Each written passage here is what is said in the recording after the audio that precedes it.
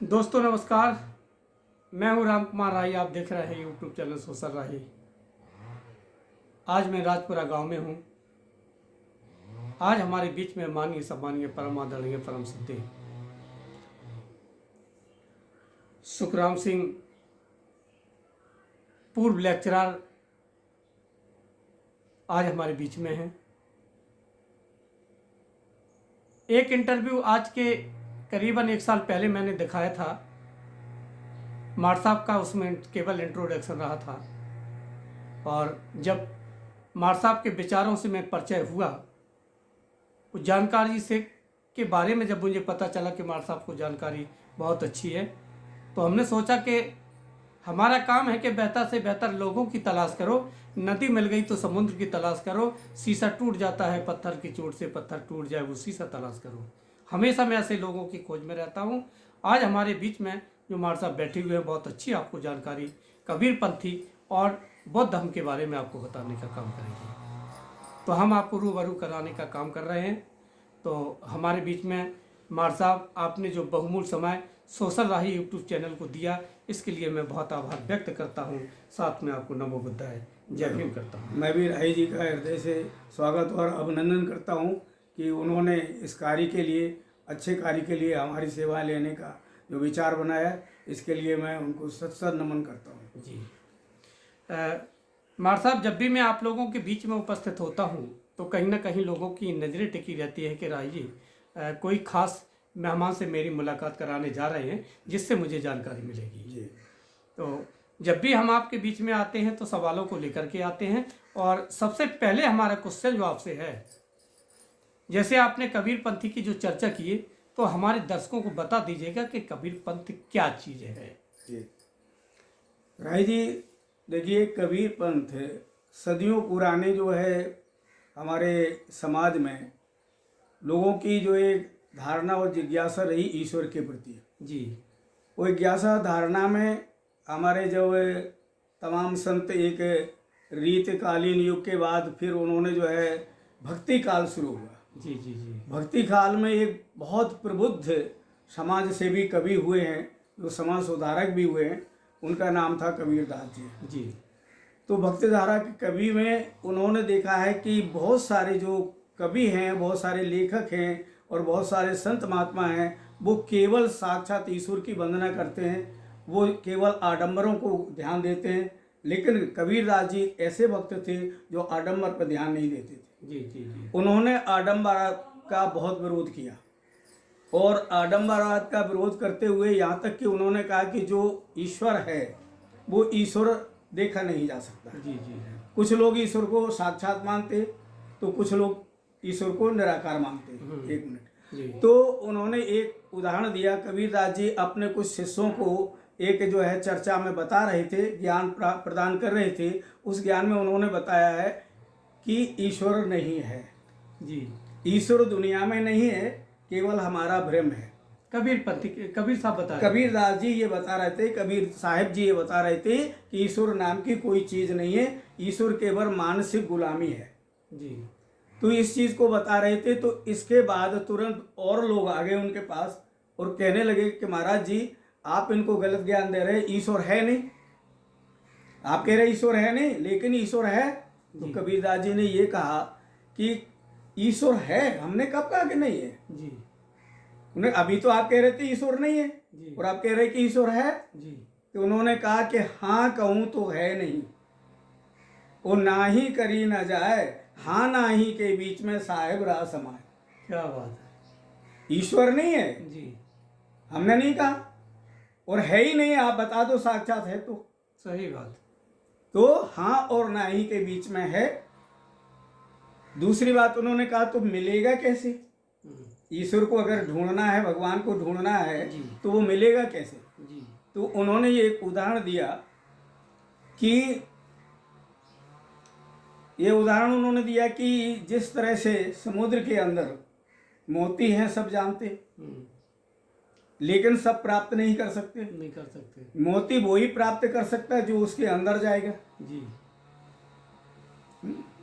तो इस प्रकार से उन्होंने ईश्वर के बारे में बात बताई।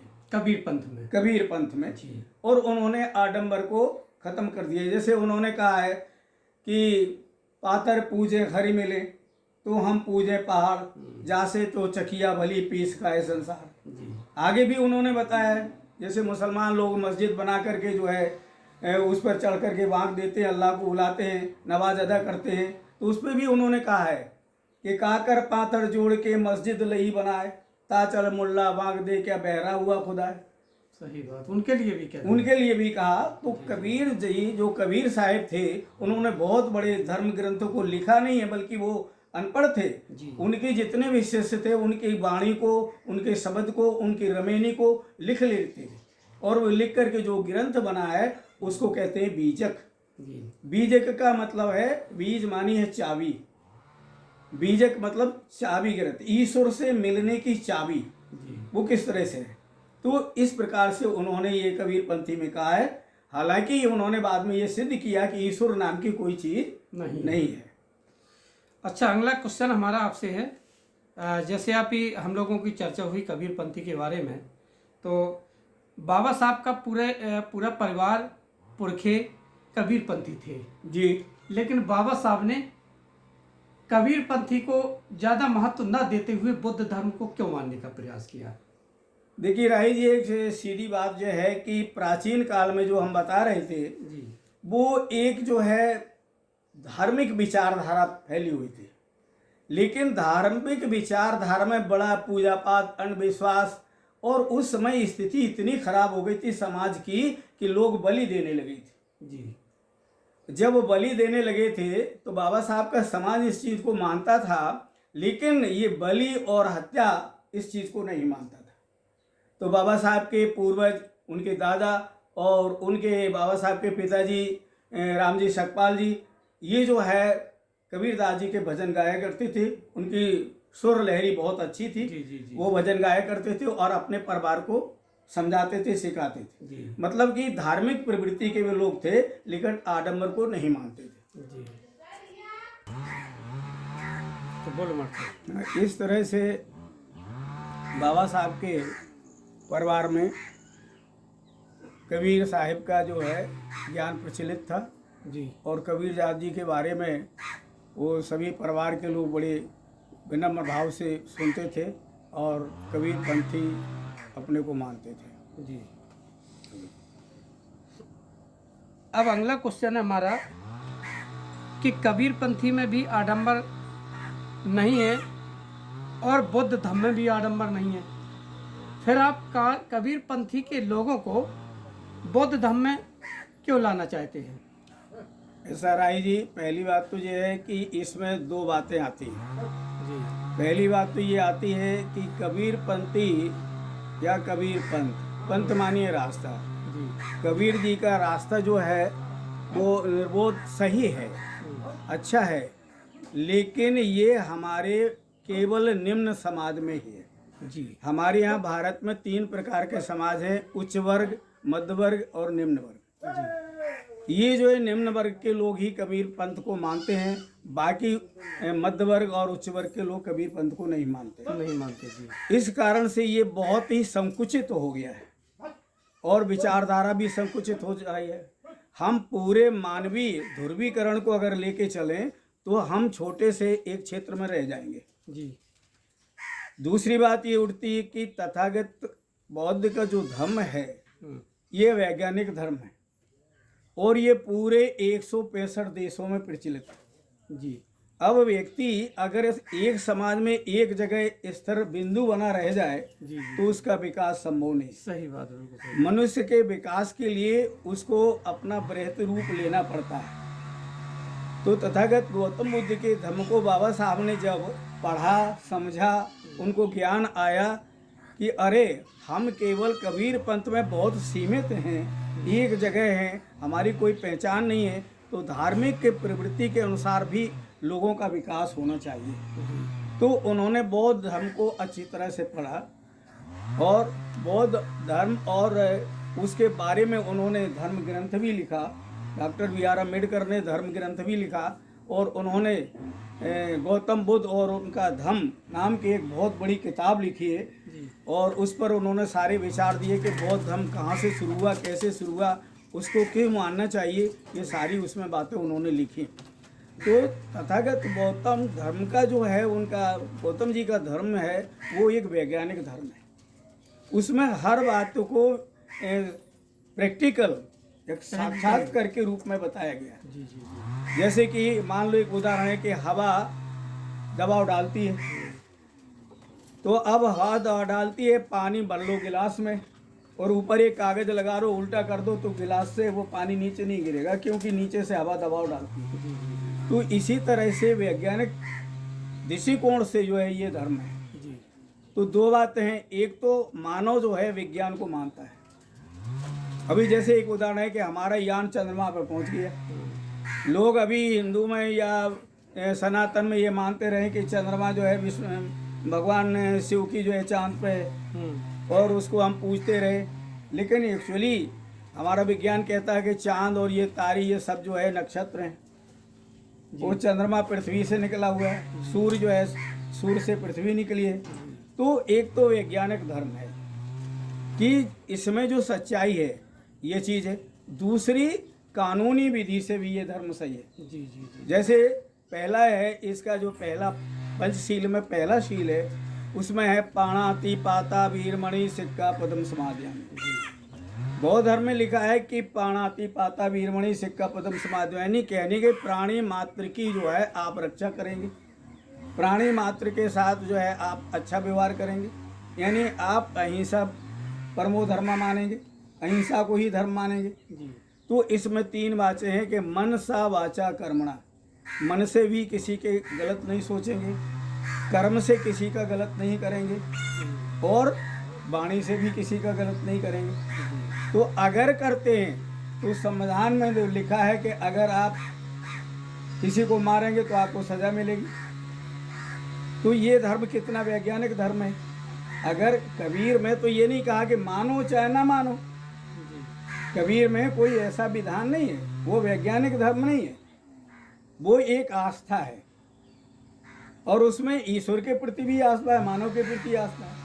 अगर उसमें आदमी नहीं मानेगा तो उसके ऊपर कोई कंट्रोल नहीं, लेकिन विज्ञान को तो आपको मानना ही पड़ेगा। विज्ञान की जो सच्चाई उसको तो मानना ही पड़ेगा।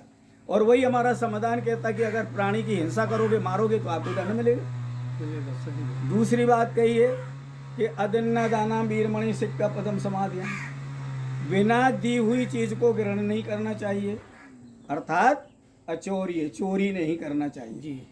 तथागत गौतम बुद्ध का धम्म कहता है कि चोरी मत करो, हमारा समाधान भी वही कहता है कि चोरी न करो। अगर चोरी करने पाए गए तो तब 379 में जेल में चले जाओगे, बंद हो जाए। तो इसलिए देखिए, एक तरफ तो हमारे कानून को भी बता रहा है धर्म, जो धर्म कानून से, जो धर्म विज्ञान से, जो धर्म मानवता से जुड़ा हो वही वास्तव में धर्म हो सकता है। जी जी जी। तीसरी बात उसमें बताई है मूषावादा वीरमणि सिक्का पद्म समाध्यानि। लोग कहते हैं कि देवता है फलाने ढिकाने, अरे भैया जब 33 करोड़ देवी देवता भारत में थे तो कोरोना कैसे घुसा है? जी जी जी। वे तो बॉर्डर पे लगे हुए, वे तो बॉर्डर पे लगे थे जी। लेकिन झूठी बातें हैं, असत्य बातें हैं। तो तथागत गौतम बुद्ध की तीसरी जो पंचशील है, उन्होंने ये कहा है कि मूषावादी वीरमणि सिक्का पद्म समाध्यानि, हमें झूठ नहीं बोलना चाहिए। और यदि झूठ बोलता आदमी, गप लड़ाता है तो हो सकता है कि उसको सजा हो जाए। जी जी। चौथी उन्होंने कहा है कि कामेषु मिच्छाचारा वीरमणि सिक्का पद्म समाध्यानि, काम की इच्छा नहीं करना चाहिए। मनुष्य का जीवन बड़ा सात्विक होना चाहिए, बड़ा धार्मिक होना चाहिए। लेकिन हम देख रहे हैं कि देश में प्रतिदिन दुराचार व्यभिचार होते जा रहे हैं। जी।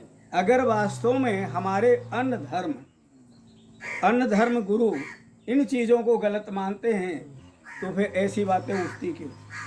लेकिन तथागत गौतम बुद्ध का सीधा धर्म ये कहता है कि कामेषु मिच्छाचारा वीरमणि सिक्का पद्म समाध्यानि, अपनी पत्नी के अलावा किसी की इच्छा नहीं करनी चाहिए। बात बिल्कुल सही है। तो ये मानवतावादी धर्म है। ये सत्य धर्म है। करोगे तो दंड मिलेगा। करोगे तो दंड मिलेगा और उसमें भी सजा, फाक्सो एक्ट लगेगी। जी जी जी जी, बिल्कुल बिल्कुल। देखिए अब ये धर्म कितनी अच्छी चीजें बता रहा है। आगे बताया है कि सुरा मेरुमज पमद्दठाना वीरमणि सिक्का पदम समाध्यामी। नशीले विषैले पदार्थों का सेवन नहीं करना चाहिए, जुआ नहीं खेलना चाहिए, दुराचार नहीं करना चाहिए। तो बताइए, जो धर्म इस प्रकार की शिक्षा दे रहा है, जो धर्म इस प्रकार का मार्गदर्शन कर रहा है, जो वैज्ञानिक तरीके से सही बता रहा है, जो कानून की दृष्टि से भी सही है, तो वही धर्म जो है सब श्रेष्ठ धर्म है और उसी से मानव का कल्याण संभव है। हम जो चाहते हैं वो ये चाहते कि मानव का कल्याण हो, हमारे समाज में जागृति हो, हमारा समाज आगे आए। यदि हम कबीरपंथी बने रहे, कबीर जी की बातों को मानते रहे, हम ये नहीं मानते कि गलत बात उनकी है, उनकी बात सही है, लेकिन वो बहुत ही सीमित क्षेत्र में है और हमें विकास करना है तो असीमित क्षेत्र में जाना है, विस्तार से करना है। और हम दुनिया से जुड़ने के लिए तभी जुड़ सकते हैं जब बौद्ध धर्म को हम स्वीकार करें। ये बात बाबा साहब ने भी मानी, ये बात हमें आपको भी मानना चाहिए और आगे बढ़ाना चाहिए। सही कह रहे। हमने भी देखा है कि जहाँ जहाँ मैंने भ्रमण किया है, लोग मुझे कबीरपंथी वाले मिले तो कहीं ना कहीं हमने उनसे चर्चा की है। हमने कही, साहब जी हमें पता है कि आप कबीरपंथी हो, तो आप हो सकता है केवल एक ही जाति से बिलोंग करते हो, ज़्यादा लोग पसंद नहीं कर रहे हैं, लेकिन अगर बुद्ध धर्म अपनाने का काम करोगे तो कहीं ना कहीं तुम अनेक देशों में भी गिनती आपकी हो जाएगी। तो आपके माध्यम से जानकारी जो मिली बहुत अच्छी मिली। और कुछ कहना चाहेंगे साहब जी आप? देखो राही जी, मैं आपका बहुत स्वागत करता हूं कि आप जो है बहुत अमूल्य समय दे करके और लोगों तक पहुंचते हैं, उनके विचार लेते हैं। तो मैं ये कहना चाहता हूं कि वास्तव में आपका प्रयास तो बहुत सराहनीय है। हमारे जो विद्वान लोग हैं वो भी आपके माध्यम से जुड़ करके अपनी बात समाज में पैदा करें। सही बात। अपनी बात को समाज के सामने लाएं। क्या कारण है कि हमारे यहाँ ज्ञान की कमी नहीं है, लेकिन हमारे यहाँ जो है खोजने की कमी है, उनको खोजने की कमी है। दूसरी बात ये भी है कि हमारी जो समाज में प्रगति नहीं हो रही है, वो प्रगति का कारण है कि दो चीज़ें, दो विचारधाराएं चल रही हैं। पहली तो विचारधारा है कि हम सनातन, पहले हिंदू कहते थे लेकिन अब उसको सनातन कहने लग गए। जब इन्होंने समझा, हमारे हिंदू धर्म के लोगों ने समझा कि इस पे जो है अब कलंक लगने वाला है, इसलिए हम हिंदू हिंदू कहना बंद कर दें। अब इन्होंने सनातन शब्द ढूंढ लिया। अब सनातन कब से शुरू हुआ ये तो इनको पता नहीं ना, हमें पता है। सनातन का मतलब है कि जब से पृथ्वी आई है तब से सनातन। और सनातन का तात्पर्य कोई ये बता नहीं सकते कि क्या है। बौद्ध धर्म एक ऐसी चीज है कि ये सत्य है। जैसे सत्य जो होता है ना, उसके विपरीत में झूठ होगा। और सत्य जैसे सूर्य सत्य था, सूर्य सत्य है, सूर्य सत्य रहेगा।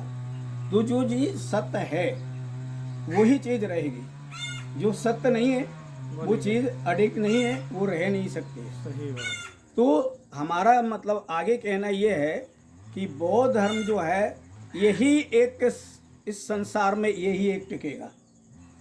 बाकी धर्म जो है हमारे ये पंथ हैं, ये हमारे मार्ग हैं, ये हमारे रास्ते हैं, धर्म नहीं है। हम उन लोगों की जो बुराई नहीं करना चाहते, लेकिन उनका एक रास्ता है। ये मतलब हमारी धार्मिक राजनीतिक पार्टियां हैं। ये हमारी धार्मिक पार्टियां हैं, जैसे राजनीतिक पार्टियां होती हैं ऐसी राजनीतिक पार्टियां हैं। लेकिन धर्म एक्चुअली वास्तव में जो धर्म है वो बौद्ध धर्म ही है। और आज नहीं तो कल हमारे लोगों को आना पड़ेगा और इसी रास्ते पर चलना पड़ेगा। बिल्कुल बिल्कुल सही कह रहे मार साहब, आपने वो जानकारी दी। आज हो सकता है कि मेरे जितने भी दर्शक भाई हैं वो कहीं ना कहीं संतुष्ट आपसे हो गए होंगे। आपने जो सोशल राही को समय दिया, इसके लिए मैं बहुत आभार व्यक्त करता हूँ। साथ में आपको नमो बुद्धाय। आपको भी नमो बुद्धाय। जय भीम, जय भारत।